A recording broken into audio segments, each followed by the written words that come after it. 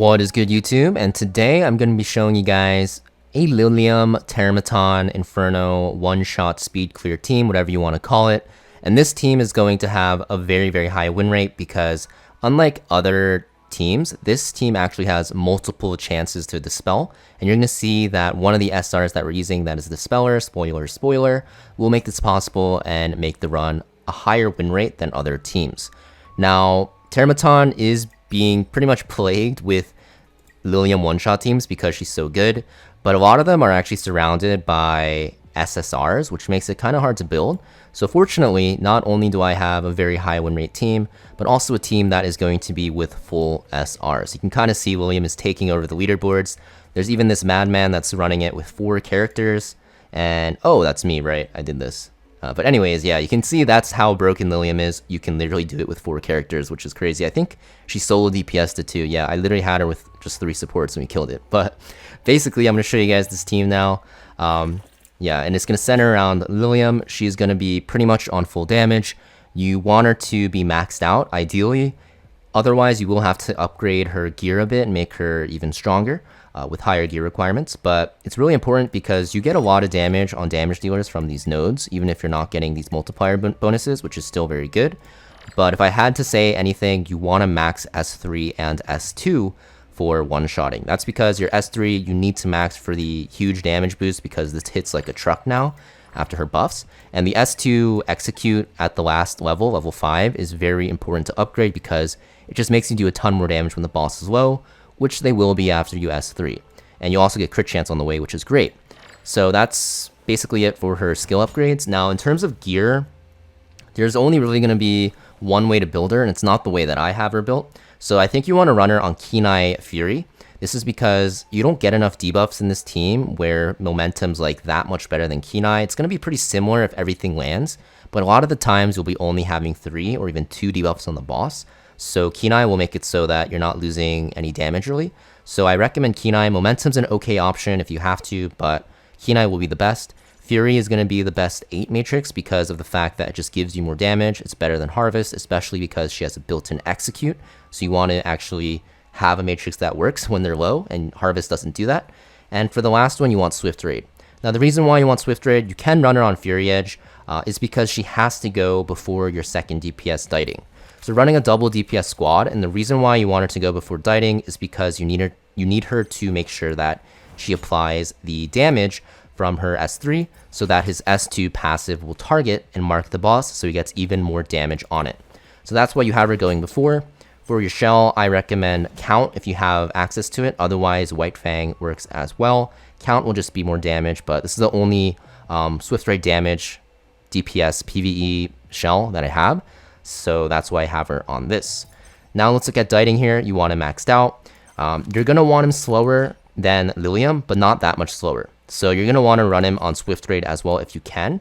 And the reason is because if the boss actually has its other arm take a turn, the slow arm, it will put defense buff on the boss. So if you make him too slow, he'll be hitting into a defense buffed boss, and you don't want that to happen.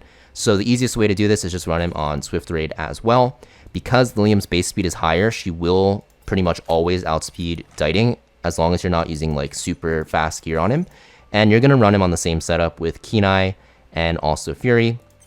For your shell, it's pretty much the same thing. You're going to want to run Count if you can, which I have him on, or you're going to run him on White Fang. You're going to see I'm missing out on a lot of damage from my account because we have the hollow final damage increased. This is because this is mostly for my Romoka. And if you're wondering how am I using this matrix setup on Romoka, I just do and it works. Don't worry about it. You guys can check out my Doki Doki video if you don't believe me. But basically, I'm missing out on a lot of damage, and it still works because Liliam is just that OP, and she sets up very, very well for diting. So that's the setup for diting. Just make sure he's on full damage, and he is slower than Liliam, but still relatively fast. As long as they're both above like 200 speed, I think you're okay. It might be a little higher. I'm not too sure, but just make sure they're not super slow. The next character is Valerian. So Valerian, you want to go before your diting, and for your Liliam, it doesn't really matter too much, but the reason is because if your Cheat Death procs, your Hazy Dream, you actually will not be able to reapply it before your diting goes, and you cannot give him attack buff. Now for Liliam, it doesn't matter because she gets attack buff for herself, but for diting it does. You want to make sure she goes pretty much before your diting. To make it easier, just make her go before your DPS, so the third slowest, and you'll be okay. You want to make sure S3 is max, you start the battle with Hazy Dream, it's pretty much required, and you just want her on full HP. It doesn't really matter too much because your shield isn't the biggest thing in the world, but you know, just having HP will make it nice. I have flat HP and it still works. And for your shell, I have her on Artisan just to give more shields out. Doesn't really matter too much what you put on her, honestly. Now for the star, I want to say star of the show, but it's pretty much Liliam. But Mizuki Makoto is actually extremely good here. I actually like her better than other dispellers. And the reason why is because she has 2 chances to dispel. So all you need on her is S2 maxed, similar to Valerian. By doing this, you start the battle with Retaliation, which is this counter attack chance. And what this does is if your S3 fails to dispel, it has 2 hits, or actually it's 1 hit to dispel. So you have 1 chance to dispel with your S3, which also applies a defense buff, which is great. If you fail to do this, what ends up happening is if you have the boss go after Mizuki Makoto before your debuffer does, then it will AoE attack you, and then your Retaliation will guarantee that you counter, and then your S1 has another chance to dispel. So that's why you want to run her on S2 max, because this way you get 2 chances to dispel, which makes her actually have a higher win rate than other dispellers in this dungeon. That's why I really love Mizuki for this. Also, she's god tier in PvP right now, so you don't really lose out on much. That's why I have her fully maxed. But just get her S2 max for this, and you will be able to use her in PvP later on. And you'll also just have higher win rates for Terrormaton. Now, in terms of her gear, you just run her on full speed and effect accuracy. I could literally make her faster, but it would just look really weird to have her at 300 speed. I think people would just freak out. You don't need her that fast. As long as she's like at like 275-ish, you'll be okay. The easiest way to do this is by giving her Swift Rush and either Swift Raid or Swift Smite. For your shell, you're going to want her on Codex so she can S3 twice to actually just put up defense buff, honestly, and just dispel. Now, for your Dyna, you're going to want to run her on level 3 on S3. This gives you an extra chance of applying Erosion. You don't really need this Erosion to land. You're mostly looking for the defense down and vulnerable, ideally. But, you know, as long as you have it at level 3 and you have her at high effect accuracy, you'll be fine. Just make sure that she's slower than the boss. And the reason why is because, like I said, you want Mizuki Makoto to counter the boss in case the immunity is still on the boss, even if she S3s, in case you get 10%ed. That way, your Dyna will have pretty much the highest chance to land her debuffs. And what I mean by that is basically because Mizuki Makoto is having 2 chances to dispel, Dyna will have a higher win rate because, I guess your team will have a higher win rate because Dyna will be able to apply her debuffs more consistently. So that's why you want her slower than the boss. The boss is 264 speed, so make sure she's below that and just put her on high effect accuracy. Ideally, you want her at like 260-ish if you can, so she can cycle quickly and reapply her S3. But, you know, just make sure she's slower than the main body and going second on your team, and you should be good to go. The build is pretty similar to Mizuki Makoto, just full effect accuracy, and you're going to want to run her on Codex.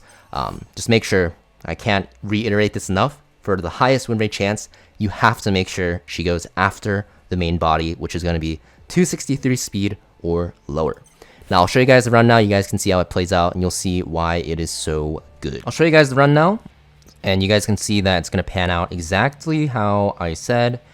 Basically, Mizuki Makoto is going to S3 and dispel the boss, and if she misses at the start, usually that runs are over when you use other dispellers. But because she'll start with this retaliation, she'll have a chance to counterattack when the boss hits, and then dispel after, which is going to be very, very important for upping your win rate. Valerian Cheat Death comes here. You'll see this is where Mizuki Makoto S3s. She does dispel, which is great, but here, if the boss didn't get dispelled, you'll see she counters there, and she'll have another chance to land the dispel, which will make it so that Dyna can then apply her debuffs. Valerian will S3 before our Diting goes, which is very important.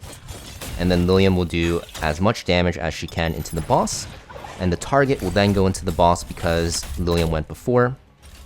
And pretty much the boss is almost dead. You can kill the boss at this point if you have better gear. I'm just running random gear. You'll see that Mizuki had a chance there to dispel the defense buff, and she did. And then she has another one with her S3, and then Liliam just kills the boss. So you can kind of see why Mizuki Makoto is so good when you max her S2 here. And that is going to be the full SR, not full SR, Liliam plus full SR, Liliam and friends, Terrormaton one-shot fast team. Make sure you guys hit that like and subscribe if this helps you guys out. Even if it didn't, make sure you guys hit it to help me out, and I'll see you guys next video.